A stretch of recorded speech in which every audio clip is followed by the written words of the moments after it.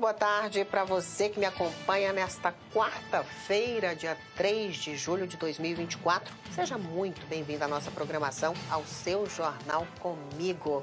Lembrando para você que está aí do outro lado que você pode acompanhar tudo por meio das nossas redes sociais, Rede Câmara Barreiras. Já aproveita, segue a gente por lá e fique por dentro de tudo que rola aqui. E hoje, gente, dia 3 de julho, é o Dia Nacional da Discriminação Racial. Um assunto muito importante e que a gente vai tratar aqui no nosso estúdio, que a gente convidou e trouxe aqui Ari Fernandes, que é mestre em Educação e doutorando em Políticas Públicas. Boa tarde, Ari. Bem-vindo à nossa programação. Boa tarde, Lu. Muito obrigado pelo convite. Parabéns ao jornal por estar abordando a temática de grande relevância nessa data de hoje. Queria que você falasse dessa data, desse 3 de julho, Dia Nacional de Combate à Discriminação Racial. O que ela representa, Ari? Então, 3 de julho, ele demarca a assinatura, a homologação, da 1309, que é a lei que torna como contravenção o crime de discriminação racial. A discriminação é todo ato a discriminação racial é todo ato de negação ou de negativa de acesso a direitos sociais ou a participação no sistema econômico às pessoas por questão de racismo ou segregação racial, fenotípica, cultural, de qualquer natureza. Inclusive, em 1985, essa discriminação foi ampliada para além da discriminação de cor e raça, para também a discriminação por gênero e estado civil, né? Porque, à época, as mulheres que passavam pelo processo de separação eram negadas, né, de hospedagem em hotéis e contratação no mercado de trabalho. Então, a data traz exatamente,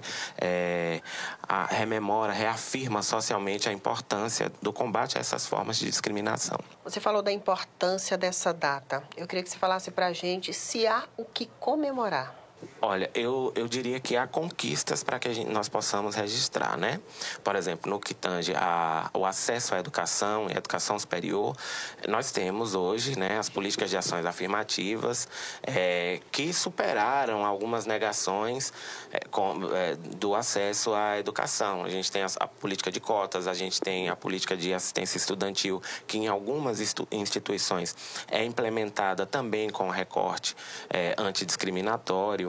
Né? A gente tem também as políticas de acesso a cargos públicos no mercado de trabalho. Existem algumas conquistas de fato. E que bom que existem, né? Senão nós estaríamos aqui ainda em 1888, no 14 de maio. Mas existe ainda também alguns desafios a superar, né? E é importante que as pessoas compreendam que esses desafios, eles não são os desafios de uma determinada parcela da população, né? O racismo, a discriminação racial, ela afeta o sistema social, político e econômico. Ela empurra uma sociedade para baixo, né? Sobretudo uma sociedade como a nossa, né? O Brasil é um país de maioria parda, preta, indígena, que é o que o IBGE categoriza como negro. Então, negro é uma categoria política, né? Não tem que ver diretamente com a cor da pele, né? Então, essa categoria política que engloba pretos, pardos e indígenas, ela contabiliza quase 60% da população brasileira.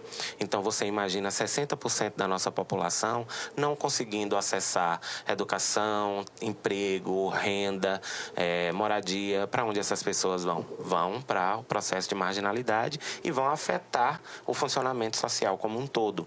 Então, o processo de discriminação, combate à discriminação racial, ela é uma demanda política e econômica de toda a sociedade. Ari, você tem um trabalho todo de pesquisa em cima dessa temática, desse tema. Eu queria que você falasse um pouquinho sobre isso. Então, eu pesquiso já racismo desde há 10 anos, né? Aproximadamente. Inclusive, a minha contribuição maior talvez tenha sido a construção do racismo como uma categoria de análise social, né? No meu trabalho de mestrado, eu apresento o racismo como uma lente pela qual a gente possa passar a sociedade e entender o quanto essa sociedade sociedade de fato garante de forma equânime a cidadania para todas as pessoas que compõem aquele corpo social. O Brasil é um caso muito específico, a América Latina como um todo é um caso muito específico para pensar racismo, né? O racismo não foi inventado pela Europa, não foi inventado no processo de expansão marítima. A gente tem o processo de racismo, por exemplo, entre egípcios e hebreus, né? Os egípcios precisavam, demandavam da domínio do povo hebreu para o seu funcionamento econômico. A gente está assistindo agora o processo entre Israel e Palestina, que é um processo de racialização, e é importante que a gente entenda exatamente essa questão. Os processos de construção, de diferenciação de grupos humanos por que a gente possa chamar de marca de raça, eles não têm nenhuma fundamentação científica na antropologia, na biologia, ou seja, nada nos separa enquanto subgrupos nesses campos. O que vai fazer com que a gente entenda esses processos é o estudo mesmo no âmbito das políticas, né? No âmbito da ciência política.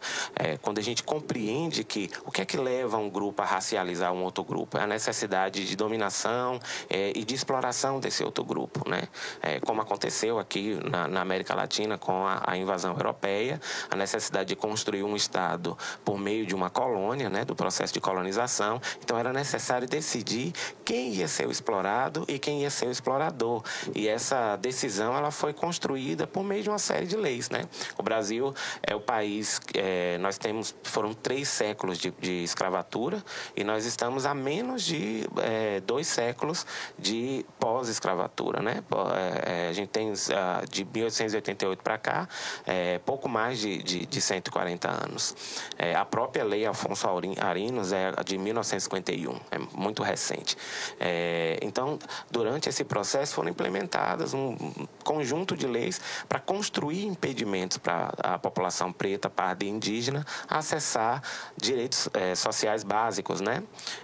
Direitos humanos, inclusive. Então, a gente teve a lei de terras, que impedia essa população de comprar, de ter acesso à terra, de ter posse à terra, né? A gente teve as constituições anteriores à Constituição de 1930, que impediam o acesso à educação, né?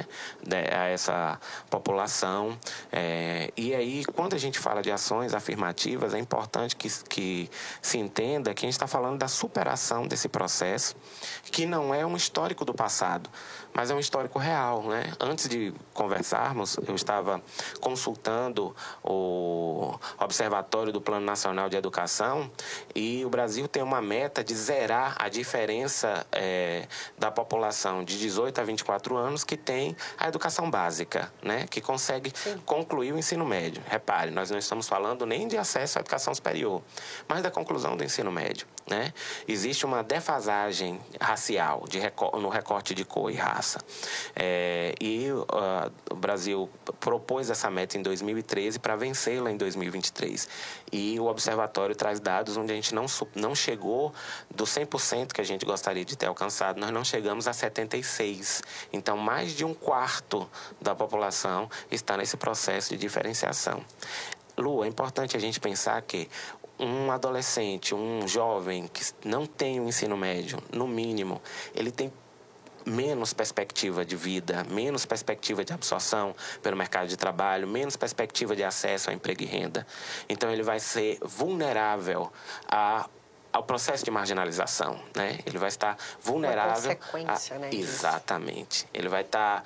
uma captura fácil por outros estratos sociais de trazer esse jovem para dentro desse processo. Só para a gente finalizar, Ari, eu queria que você falasse um pouquinho da importância dessas políticas afirmativas, né, que você acabou de falar.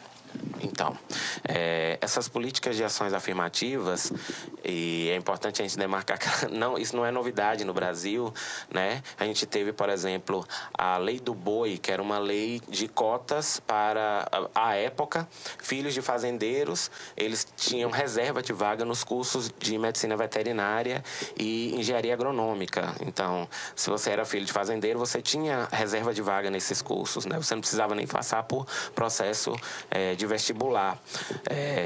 E isso era para que, naquele momento, esse extrato da população pudesse acessar esses cursos e investir a partir da sua formação nessa área, né? No agronegócio. Olha como funcionou bem, olha como o Brasil hoje, né, teve essas superações. Então, a gente tem hoje, entre as diversas políticas de ação afirmativa, a política de cotas, que eu estou trazendo ela para o foco porque ela é muito discutida, né? Não deveria, que tem esse objetivo singular, né? De pegar essa maioria da população brasileira que está fora da universidade, mas muito presente em outros espaços, e fazer uma inversão disso, né? É levar esse país a ser um país que tem menos jovens encarcerados, né, nas cadeias, e mais jovens dentro das universidades, mais jovens no mercado de trabalho, mais jovens com uma produtividade social e econômica real. Queria muito agradecer a sua participação. Muito obrigada. Eu é que agradeço o convite e, mais uma vez, parabenizo pela abordagem da temática.